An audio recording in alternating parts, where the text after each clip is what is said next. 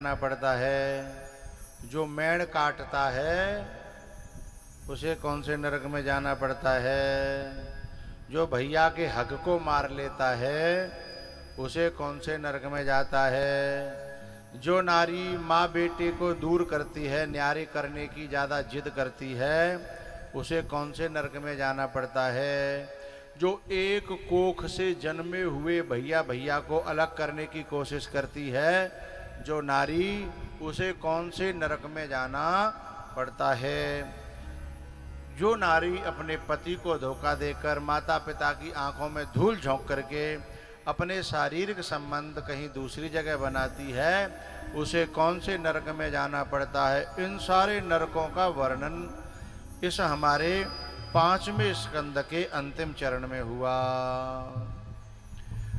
अब समस्या ये है कि मैं सारे नरकों का वर्णन करूं तो अभी जो है हृदय में बहुत बड़ी घबराहट हो जाएगी, क्योंकि दूध का धुला हुआ होना बड़ा मुश्किल है। क्योंकि कोई न कोई गलती किसी न किसी से हो ही जाती है। क्योंकि इन नरकों की जो समय सीमा है ना, वो बहुत ज्यादा है और शास्त्र झूठा तो हो नहीं सकता। पतिवंचक परपति रति कर। मैं एक बात बता रहा हूं, सब बातों में से लेकर के एक छोटी सी बात बता रहा हूं।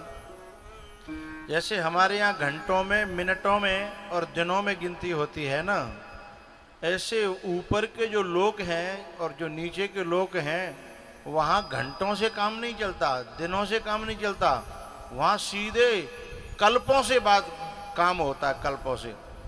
जैसे जो धर्म कांटा होता है ना, बापे सोनो तोलो जा सकता है, नहीं तोला जा सकता। या सोने की जो तराजू होती है, बापे आलू बैंगन तोले जा सकता है, नहीं, क्योंकि बहुत बड़ा अंतर है? वो बहुत छोटी चीज है और वो बहुत बड़ी चीज है। तो ऐसे ही हमारे दिना और वहां के दिनों में बहुत बड़ा अंतर है। या जब ही तो कहते हैं लम्हों में भूल की थी और सदियों में सजा पाई। लम्हों में जो कोई नारी अपने पति को और माता पिता को धोखा दे करके, बच्ची है तो माता पिता को धोखा दे के संबंध बनाएगी, और पत्नी है तो पति को धोखा दे करके संबंध बनाएगी, तो उसके बारे में कहा रौरव नरक कल्प शत। शत माने होता है 7। रौरव नरक कल्प शत परई, 100 कल्प तक उसे रौरव नरक में, जो मवाद होता है ना फोड़े का, वैसी तो वहां नदी होती है मवाद की, और उसमें डुबाया जाता है। और उसमें जो है बिच्छू से भी खतरनाक कीड़े होते हैं, जिनका नाम होता है रूरू। क्या नाम होता है? रूरू। उस रूरू नाम के कीड़े जहां पे हैं, उस नरक का नाम है रौरव। रूरू से बना रौरव। तो उसमें 1 आध साल नहीं, 2-4 साल नहीं, 10-20, 100, 500 साल नहीं, रौरव नरक कल्पशत परई, पतिवंचक पर पति रति करई। अच्छा, छोटा मोटा जो दंड है वो तो भूलोक में ही मिल जाता है, लेकिन जैसे हमारे जलेसर में या आमलखेड़ा में बहुत ज्यादा बड़े डॉक्टर की सुविधा नहीं है ना, छोटे मोटे इलाज तो यहाँ हो जाएंगे, लेकिन बड़ी परेशानी हो जाए तो आगरा, मौनी बात बने तो दिल्ली, है ना। तो ऐसे ही छोटे मोटे पापों के जो दंड हैं वो तो मृत्युलोक में ही मिल जाते हैं, लेकिन जब बात बड़े की आती है तो यहाँ वो सुविधा नहीं है। उसके लिए फिर ऊपर भेजना पड़ता है। अच्छा, फिर ऊपर जब भेज करके, जैसे कोई रेफर कर दिया दिल्ली, अब दिल्ली से फिर छोटे मोटे बात रह जाती है ना, तो कहते हैं घर ले जाओ, जा इंजेक्शन है 8 दिन बाद मई के का डॉक्टर पे लगवा लेना। तो छोटे मोटे के लिए वहां नहीं रहा जाता। ऐसे ही नरकों में बड़े पाप की भोगने की सुविधा है। बड़े पाप का जो कर्म होता है, छोटे पापों का, कर्मों का फल तो यहीं भोग लिया जाता है। जैसे कोई बड़ो पापी जो है बहुत बड़ो कर्जा लेके, जैसे अभी बहुत से हमारे भारत के लोग विदेशों में पड़े हुए ना, घोटाले कर करके, लाखों के नहीं, करोड़ों के नहीं, हाँ हजारों करोड़ों के घोटाले पर क्या हो, तो वे मस्त हैं। लेकिन इस सिद्धांत में, परमात्मा के सिद्धांत में एक एक पाई को चुकाना पड़ेगा, एक एक पाई को चुकाना पड़ेगा। तो जैसे मान के चलिए कोई व्यक्ति किसी का कर्जा खा के मर गया, तो ज्यादा कर्जा है तो ऊपर के जो लोग हैं उनमें फल भोगना पड़ेगा, तो थोड़ा बहुत तो रह जाएगा। तो फिर उसका जब जन्म होगा भूलोक में, तो मनुष्य के रूप में नहीं होगा, तो या तो ऊंट के रूप में, या भैंसा के रूप में, या तांगे के टट्टू के रूप में है उसका जन्म होगा। और वह तांगे में वो तब तक चलेगा जब तक बाकी पाई पाई, बोलो भैया, चुक नहीं जावेगी। है मेरे तो जो है ना बगल में मेरे कुरसंडा गांव है, सादाबाद से कुरसंडा तक तांगे चलते हैं। वो तो पता ना चलता है कि ना चलते ही, पहले सादाबाद कुरसंडा, सादाबाद तांगे चलते हैं। उन तांगे में मैंने बिन घोड़न की जे हालत देखी, कीड़ा पड़ रहे हैं, मक्खी बिन बना रही हैं, लेकिन तब बात चलना तो है। कभी कभी सवारी ज्यादा है जाती तो घोड़ा ऊपर टंगो है, फिर तुरंत कहीं पीछे तो कूदो कूदो कूदो कूदो कूदो, पीछे से कूदे तब जाके घोड़ा नीचे आया वो खच्चर है। अब न मर सकता है जब तक चुक नहीं जाएंगे, हैं जादना पैसा चुक जाएंगे, बैदना बाको छुटकारो है जागो। बाजनम में सोच रो है कुछ चूना लगायो देवेंद्र, मैंने तो है 5 लाख का चूना लगा के मौज आ गई। लेकिन जब घोड़ा बनो तो रोज माने जब 1000 रुपया कमा के दे, हैं 500 कमा के दे, हैं तो कई जन्मों में वो चुका पाया, तब जाके मुक्त होगा, तब उसे दोबारा इंसान का जन्म मिलेगा। है तो भैया भगवान के यहाँ देर है पर अंधेर नहीं है। हम बड़े खुश होते हैं कि को मैं चूना लगा दो, हैं आए मेरे फलाने बताओ इतने रुपया तो चूना लगा दो। अरे चूना तूने नहीं लगाया, चूना तो तुझे लग गया है, बस वक्त समझ जिस दिन आएगी उस दिन पता चलेगा। है तो भैया नरकों का मैं ज्यादा वर्णन इसलिए नहीं कर रहा, शॉर्टकट में इतना समझा रहा हूं, सिद्धांत कभी किसी को छूट नहीं देता है। वो कर्म का फल तो आज नहीं कल, कल नहीं परसों भोगना ही पड़ेगा। अपनी ओर से नहीं कह रहा, वेदांत का सिद्धांत कहता है अवश्यम एव भोक्तव्यम कृतम कर्म शुभाशुभम न भुक्तम क्षीयते कर्म कल्पकोट शतैरपि। सुख और दुख ये दोनों हमें कर्म के आधार पर भोगने पड़ेंगे, वहां कोई ग्रेस नहीं मिलता, वहां कृपा नहीं मिलती है कर्म के सिद्धांत में। अच्छा एक बात बताओ, हम जितने यहां बैठे कहे किसी को भी दुख भोगने की इच्छा होती है क्या? बोलो अनार अलाओ, लेकिन क्या भोगना नहीं पड़ता? न चाहते हुए भी 1000 उपाय करने पे हैं जो पत्नी पल्ले पड़ गई है, बाकी द्वारा जो दुख मिलना है वो न चाहते हुए भी 1000 उपाय करने पर भी भोगना पड़ता है कि नहीं है? तो जब दुख न चाहते हुए भी भोगना पड़ता है, ऐसे ही सुख भी यदि कर्म किए हैं तो भले ही न चाहो वह भी हमें भोगना पड़ेगा।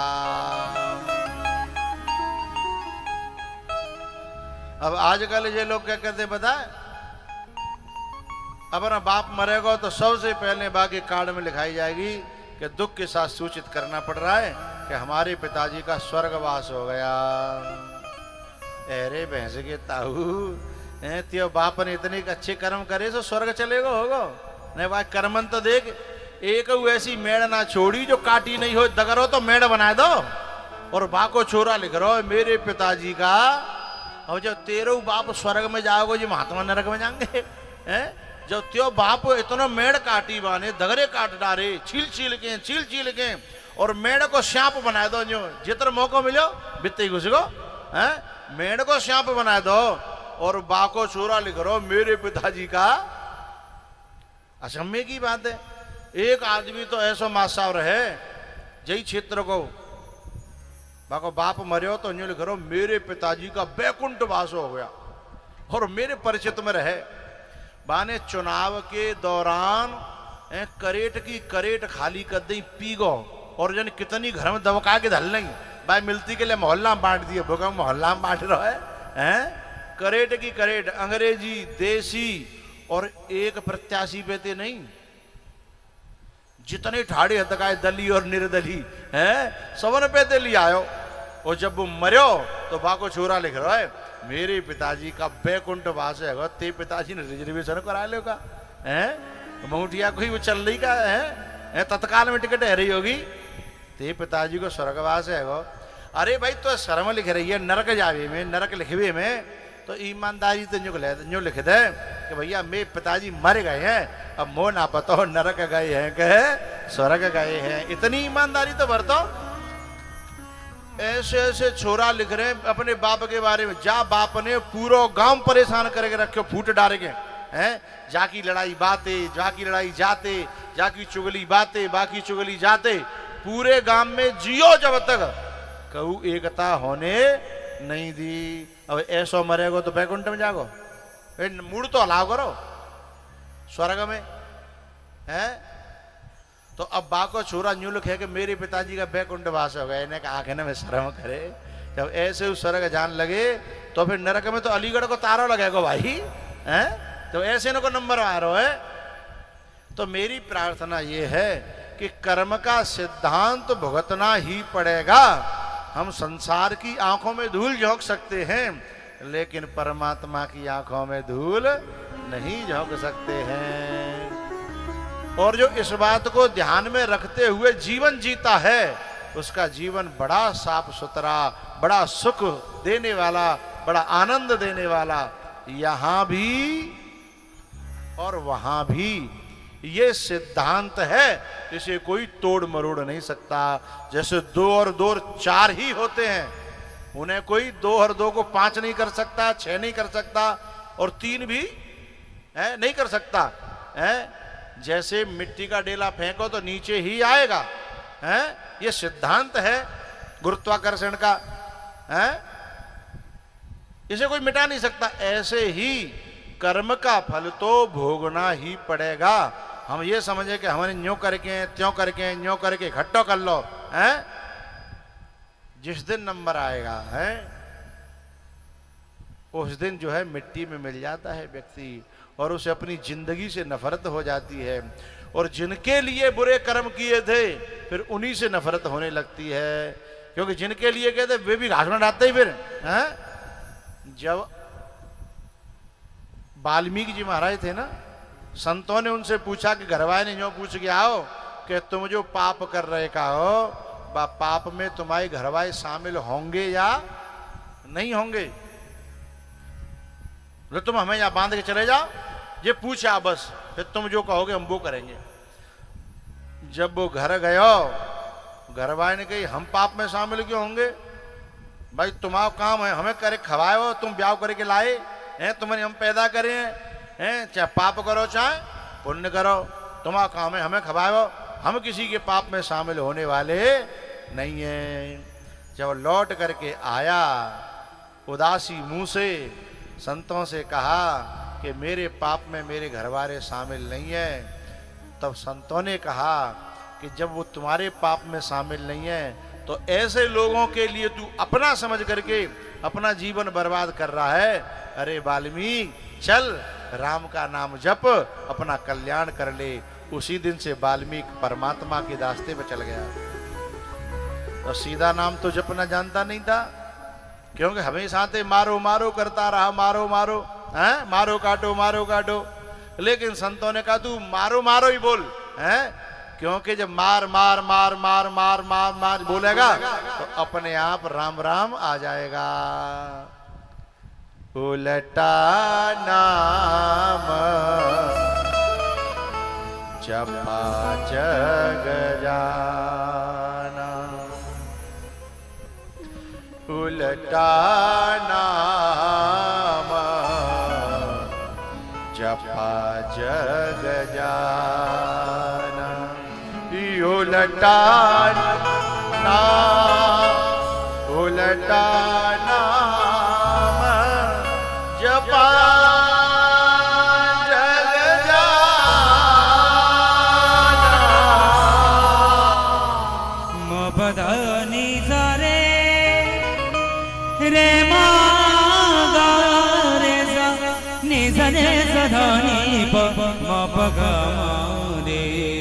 उलटा नाम जपा जग जाना, वाल्मीक भय ब्रह्म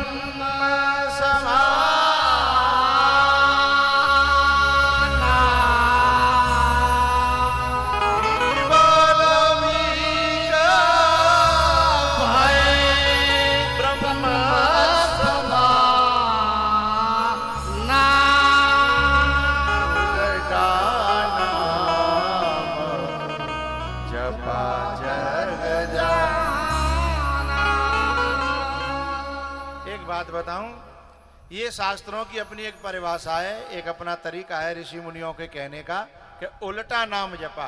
अच्छी बात है, हो सकता है ऐसा भी हुआ हो, उनकी बात शर्माती है, लेकिन बुद्धिमानों का और जो बहुत ऊंचे संतों का कहना यह है, क्या घनघोर वर्षा हो रही है।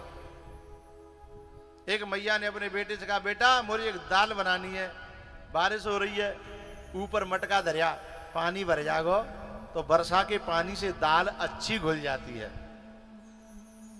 वर्षा बंद हो गई, मैया ऊपर बोली, बेटा लिया पानी उठा के जा, मटका लिया। अब देखे तो मटका में एक बूंद पानी नहीं। बोले बेटा तू ऊपर खुले में धर के आए हो? बोले हाँ। बोले यहां पानी क्यों नहीं आया? बोले मुझे नहीं पता मैया, मैंने खुले में रखा था, मटका रखा था। कोई बता सकता है उसमें मटके में पानी क्यों नहीं आया?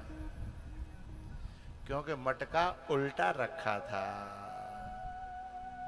और जब तक मटका उल्टा है तब तक कितनी वर्षा हो, कई साल तक होए, उसमें एक भी बूंद पानी, बोलो बोलो, आने वाला नहीं है। कब पानी आएगा? उल्टा। जिधर जा रहे थे उधर से वाल्मीकि जी उलट गए।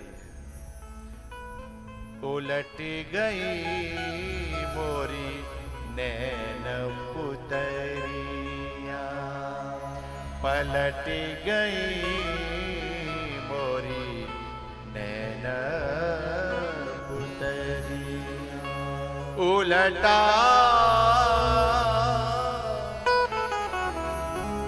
नाम जपा। जगत में गए, घर में गए, पूछा, जग समझ में आ गया, जग को जान लिया। जग को जानने के बाद ही तो परमात्मा से अपनापन होगा। जब तक नाती मेरा है, बेटा मेरा है, घरवाई मेरी है, तब तक परमात्मा मेरा हो ही नहीं सकता है। एक एक शब्द समझ में आ रहा है? उलटा नाम जपा जग जाना, वाल्मीक भय ब्रह्म समान।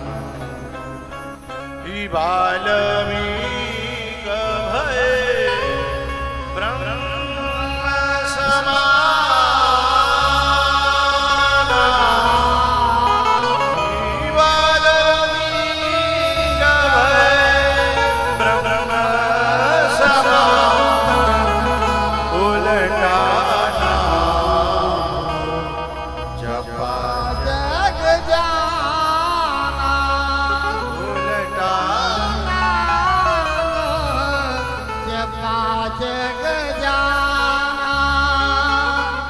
परीक्षित जी ने नरकों का वर्णन सुना और नरकों के बुरी बुरी गति सुनी।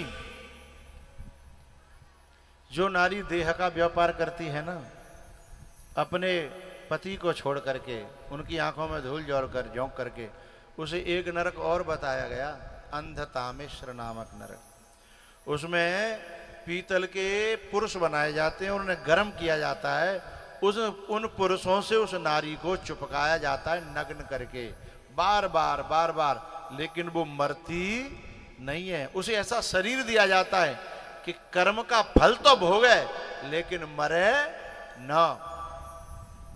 जब ऐसा भयंकर कर्म का फल भोगने के बारे में सुना तो परीक्षित जी घबरा गए। बोले जिनते बचवे को कोई उपाय है? माने कि चलो कोई गलती तो है गई, लेकिन अब बचे कैसे? बोले 3 उपाय हैं।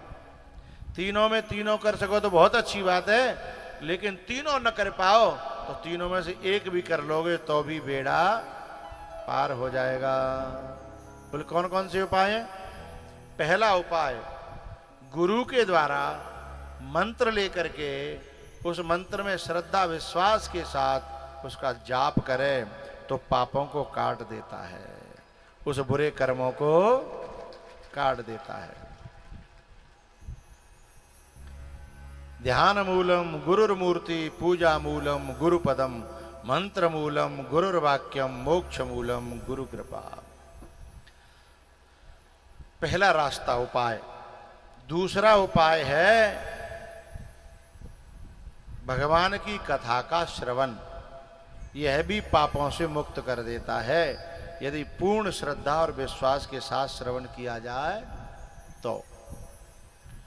बोले तीसरा उपाय है कि संसार के संबंधों का त्याग करके केवल किसी महापुरुष की सेवा में लग जाए, दोष दृष्टि रहित हो करके।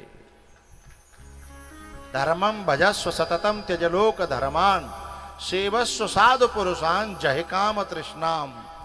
धर्मम सतत्व, धर्मम भजस्व सततम, लौकिक धर्मों का त्याग करके केवल पारलौकिक धर्म का पालन करे। सततम यानी पारलौकिक, सततम धर्मम यानी परमम धर्मम, और महापुरुष की सेवा में लग जाए।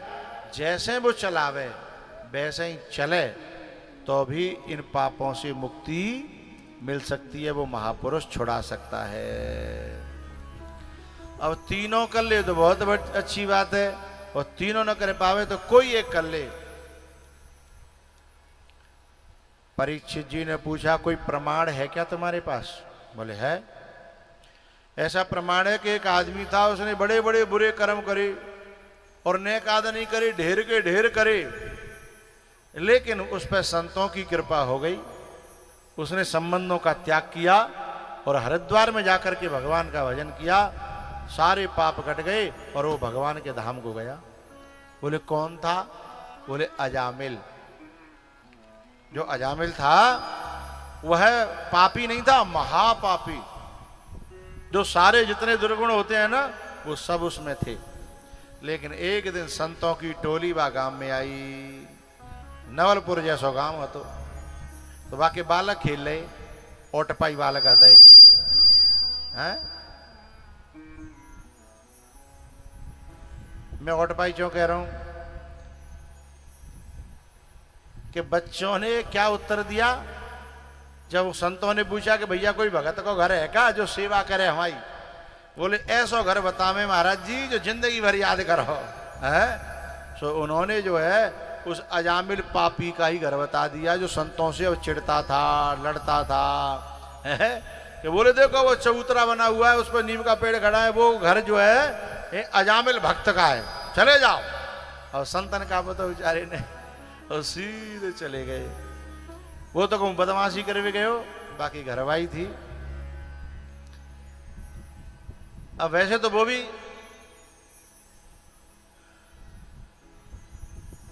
ठीक नहीं थी।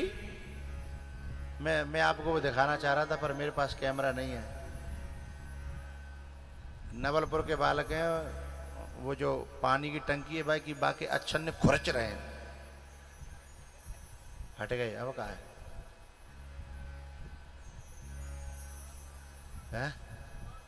प्रमाण दिखान चाह रहे हो पर अब का करूं, हट गो। बेटा खुचियो खुरचदा खुचदा खुचदा लिखी का बजरंग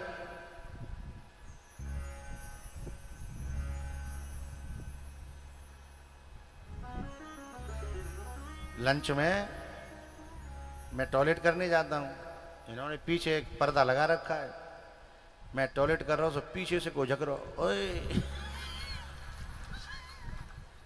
नवलपुर का बालक था, इसमें कह रहा हूँ ऑटो भाई।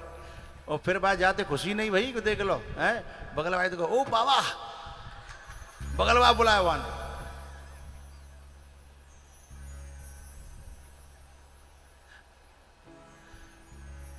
और हमारे जी बाबूजी ऐसा लगा था मैं खूब आराम थे, हैं। फिर प्रमाण दे के मैं न्याडिया को बजरंगे खुर्ची पे लग रहा हूं। सो मैंने कही ये जो सामने मकान है ना अजामिल भक्त का, जाओ। सो जो देवी थी ना, वैसे तो वो भी ज्यादा अच्छी नहीं थी, लेकिन माताएं अपने जीवन में अपने घर के लिए कितनी बुरी हों, लेकिन कोई मांगवीवार आ जाए, कोई संत आ जाए, कोई साधु आ जाए, उसके लिए वो बुरी नहीं होती हैं। बस यदि माताएं खराब होती हैं, सबसे ज्यादा खराब होती हैं तो केवल 2 व्यक्तियों के लिए, ज्यादा से ज्यादा 3। तुम कहो तो बता दो, नहीं रहने दो, तुमते ना पूछ रहा मैं। माताओं की बात चली तो माताओं से पूछूंगा ना, पहले बिना की परमिशन तो मिले। ए भैया बता दूं, हाँ माताओं की बस 3 व्यक्तियों के अलावा वो किसी की बुरी नहीं होती। कोई आ जाए भिखारी दीन दुखी, भाई रोटी खवाए बिना नहीं जान देंगी, हैं कछु डाल देंगी, जो भिखारी होगा है, नहीं होगा तो कैसे उन्हें करके भाई खुश करेंगी, है ना। बस बिन की दुश्मनी 3 ते होते हैं। पहली दुश्मनी लल्लू के पापा थे, सारी खुनसट, सारी जितनी जो फ्रस्ट्रेशन है वो सब लल्लू के पापा पे। बाकी बात बची कुची अपनी नंद पे, और बाकी बाद जो कुछ बची कुची है वो लल्लू के पापा की मम्मी पे है। बस ये 3 जो है दुनिया में उनके उस पर रहते हैं, टारगेट रहते हैं। बाकी इनकी किसी से कोई दुश्मनी नहीं है। देवरानी जिठानी ते ने कहा जब तक होते, जब तक न्यारी साजे ना हेरे, हैं तब तक ने चलेगी। न्यारी साजे कर दे वो दुश्मनी खत्म, हैं। पर कछु लोग मानते ही ना है। मैं कहता हूँ न्यारे कर दे भैया, अरे बोले हमारे बाप दादा ने न्यारे कबो देखो ही ना हो न्यारो, और राजी तो ही नहीं देखो तो कहो ना गैर राजी देखेगो, हैं राजी तो कर लेगा तो बहुत बढ़िया, और नहीं कहो ना, हैं। तो मैं तो भैया ऐसा कहता हूँ सभी अपनों से कि राजी तो कर लेना चाहिए, जो आज नहीं तो कल करनो तो हथ ही है। तो वो जो अजामिल की पत्नी थी ना, जैसे उसने संतों को देखा तो तुरंत वो चरणों में गिर पड़ी, बाबा मेरे द्वार पर तुम कैसे आ गए, यहाँ तो कहो संत को आवो जावो, मेरे पति बहुत खराब हैं। लेकिन मैंने मन में सोची कि अभी खराब बताए में फायदा नहीं है, पहले जिन्हें सेवा कर लो। बोले बाबा मैं तुम्हारी क्या सेवा करूं। बोले बेटा हम तो सू को सामान दे दे, बनाएंगे खाएंगे, रात रुकेंगे, सुबह चले जाएंगे। दोबारा बनाए खाए, रात में रुके, अब रात में वे सो गए। इधर रात में कहते बदमाशी करके पी खा के अजामिल आयो, बोरी खड़ाऊं उतरी देखी, सो घरवाई ते बोले हो जी बाबा जी बुर्रा काई को आगे झाटिया, मेरे घर में इनका क्या काम। घरवाली ने तुरंत जो है आड़े हाथों लेते हुए कहा सुनो, तुम दुनिया वालों के साथ में जैसे रहो वैसे रहो, लेकिन संतों के साथ में तुम्हें अच्छा व्यवहार ही करना चाहिए। संतों के साथ गलत व्यवहार मत करना, ये मेरी प्रार्थना है। और प्रार्थना न मानो तो फिर मेरी जबरदस्ती है। सुबह जग करके संतों से अच्छा व्यवहार करना, उनकी बातों पे ध्यान देना और उनकी बातों को मानना, ठीक है। बोले भगवान ठीक है तू कह रही है तो, हैं।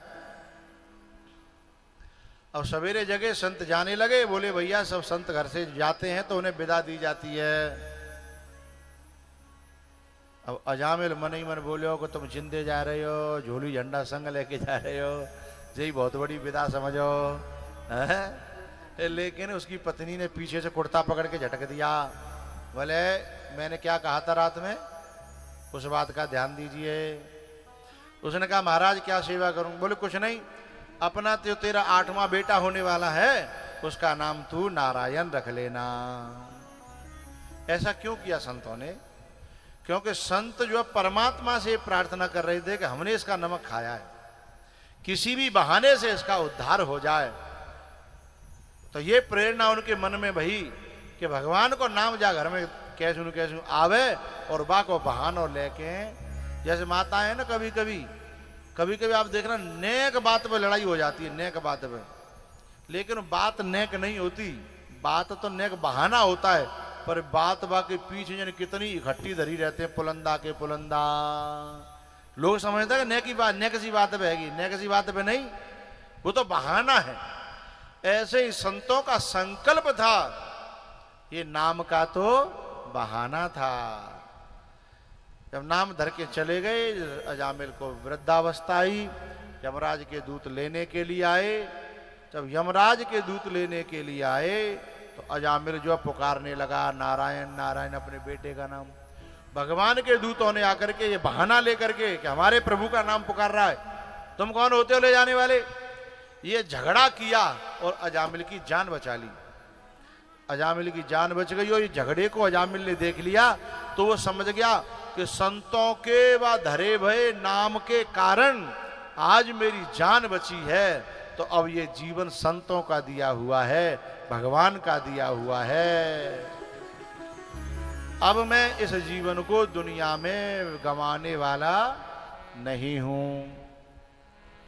तो भैया तुम जो इतने बैठे का यहां, तुम्हारा जीवन कौन को दया है? अरे भैया हमारो जीवन तो भगवान को ही दया भयो है ना, पर हम काय में लगा रहे हैं, सुबह जगत के गोबर, बाकी बात सानी, बाकी बात चरी,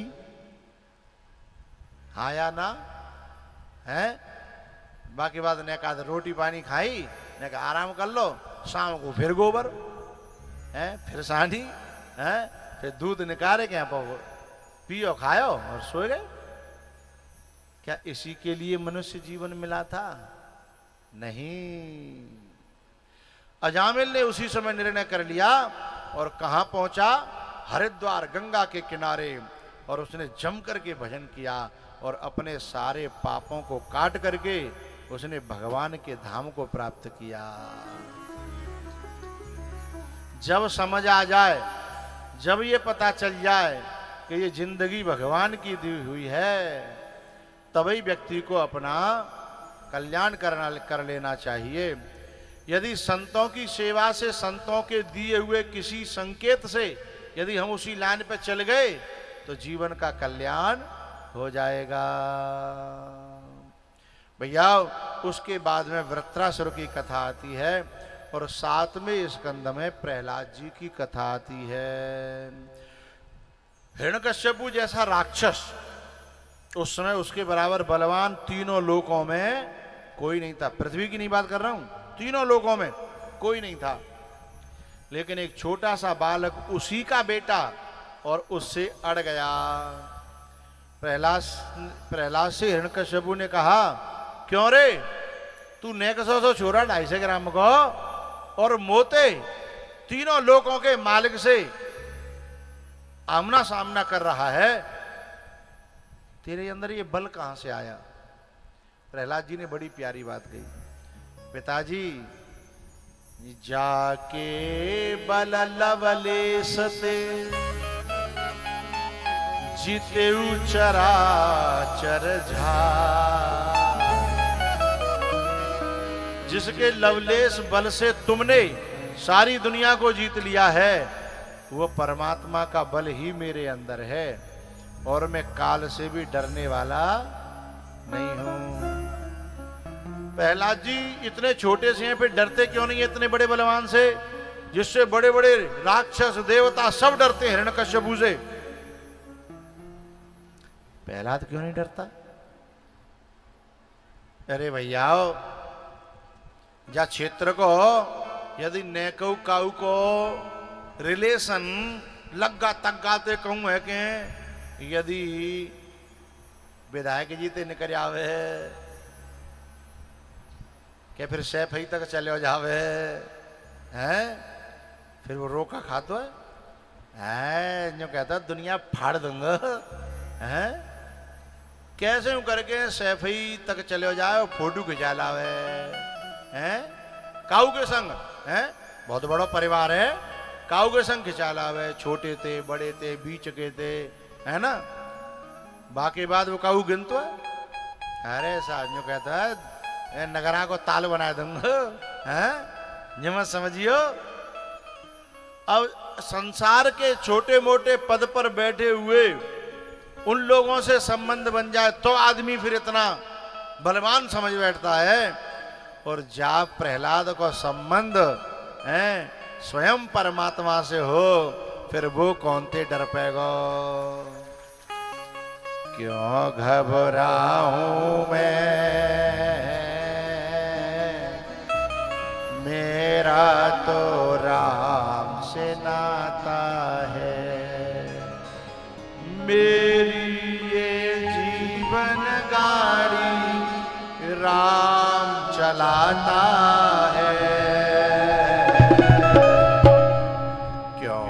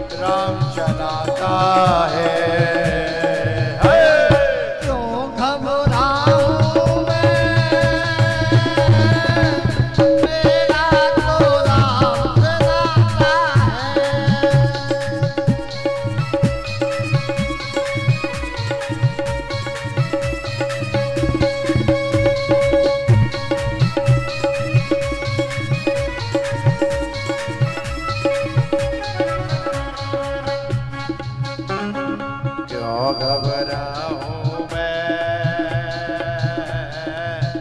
मेरा तो राम से नाता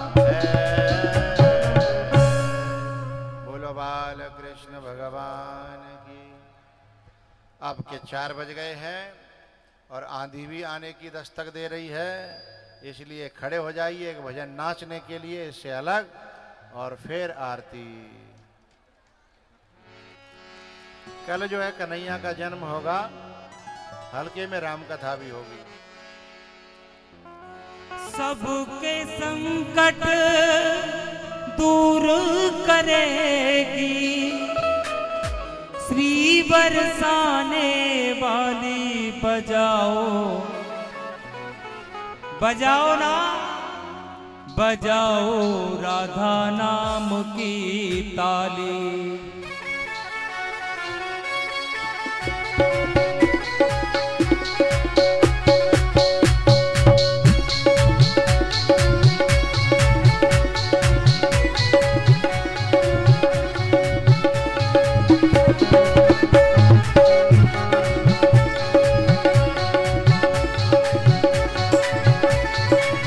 सबके संकट दूर करेगी,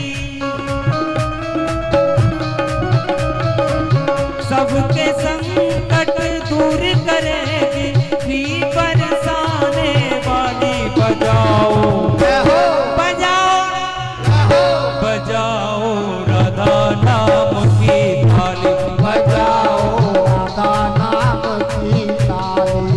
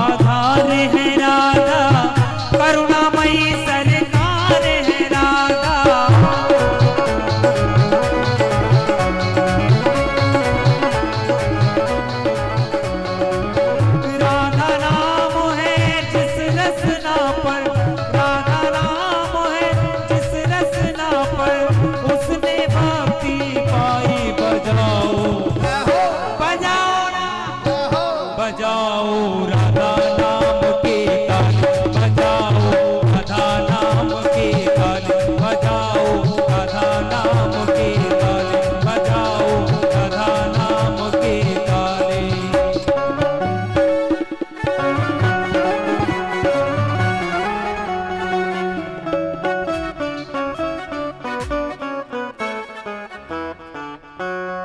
बोलो बाल कृष्ण भगवान की जय जय श्री राधे।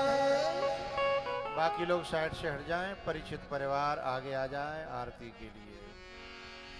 बांके बिहारी तेरी आरती गाऊं, कुंज बिहारी तेरी आरती गाऊं।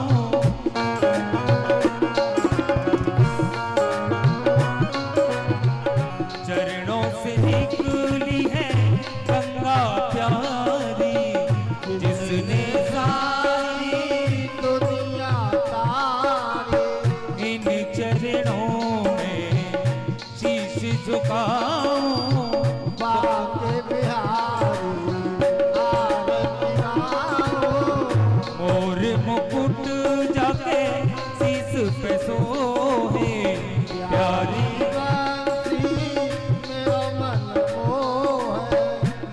बंसी पे मैं तो बल बन जाऊं। बांके बिहारी की आरती गाऊं। व्यासदास जी के नाते आप हो। पात्र इस भारत की धरती पर न हुआ है और न होगा। ऐसा भाई, ऐसा सेवक, ऐसा बेटा है शायद ही इस धरती पर कभी हुआ और होगा। बिन देखे रघुनाथ पद, जिय की जरने न जा।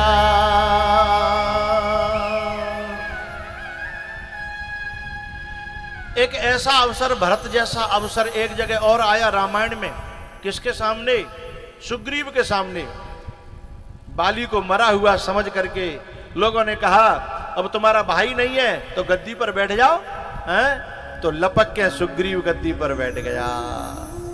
लेकिन भरत जी ने कहा कि संपत्ति सब रघुपति के आही।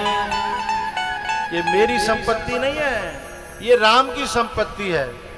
एक बात बताऊं, दशरथ जी ने राम को गद्दी पर बिठाने का लाख प्रयास किया, लेकिन गद्दी पर राम को बिठा नहीं पाए अपनी आंखों के सामने। कौन? दशरथ जी महाराज। क्यों नहीं बिठा पाए? क्योंकि दशरथ जी ये सोच रहे थे कि संपत्ति मेरी है और मैं राम को दे रहा हूं। लेकिन भरत जी सोच रहे थे कि संपत्ति मेरी है ही नहीं तो मैं राम को दूंगा क्या? संपत्ति राम की ही है और मैं राम को ही दे रहा हूं। क्योंकि भरत जी के दिल में केवल एक ही प्रार्थना चलती रहती है, एक तू ना मिला सारी दुनिया मिले भी तो क्या है, एक तू ना मिला सारी दुनिया मिले भी तो क्या, मेरा दिल ना खिला सारी बगिया खिले भी तो क्या, एक तू ना मिला।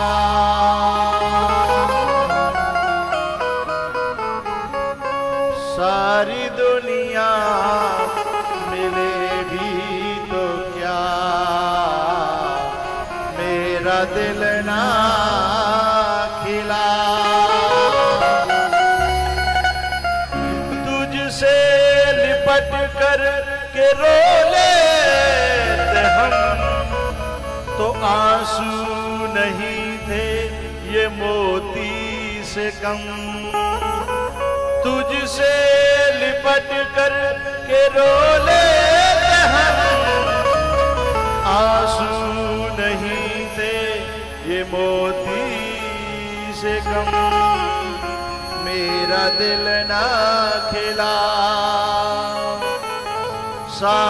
बगिया खिले भी तो क्या, एक तू ना मिला, एक तू ना मिला,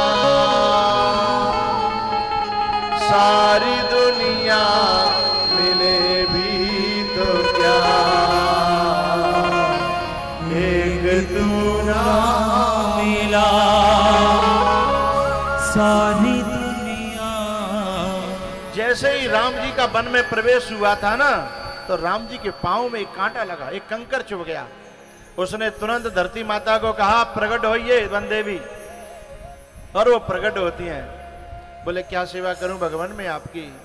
बोले मेरी एक सेवा है और इस सेवा को जरूर करना, नहीं मेरे कोप की भागनी हो जाओगी तुम। बोले क्या? मेरे पीछे मेरा भरत आ रहा है और अपने जितने भी कंकड़ हैं, कांटे हैं, कुश हैं, इन सबको छुपा लेना। मेरे भरत के एक भी कांटा लग न जाए, एक भी कंकर, एक भी कुश चुभ न जाए। धरा ने पूछा क्या तुम्हारा भरत इतना कोमल है? क्या तुम्हारा भरत इतना कमजोर है? बोले ना, मेरा भरत तो वज्र जैसा कठोर है, वो बड़े बड़े कांटों को झेल सकता है, बड़ी बड़ी तलवारों को झेलता है वो। बोले फिर तुम इतना ऐसा क्यों कह रहे हो? बोले मैं इसलिए कह रहा हूं कि यदि उसके जब कांटा लगेगा तो वो उसे समझ में आएगा कि ये कांटा मेरे भैया के भी लगा होगा, और मेरे भैया के जो कांटा लगा होगा ये सोच करके वो जो उसे दर्द होगा, उस दर्द को वो सहन नहीं कर पाएगा, इसलिए छुपा लेना। असमग भयउ न राम कहे, जस भा भरत ही जा, कुश कंकर का करी दुराई। धरती ने कुश, कंकड़, कांकरी वे सब अपने अंदर छुपा ली, और मुलायम मुलायम घास है भरत जी के रास्ते में धरती माता ने उगा दी। कहीं इसको लगे ना कि मेरे राम जी के पैरों में कांटे चुभे होंगे। एक तू ना मिला, सारी दुनिया मिले भी तो क्या, एक तू ना मिला, सारी दुनिया मिले भी तो क्या, एक तू ना मिला।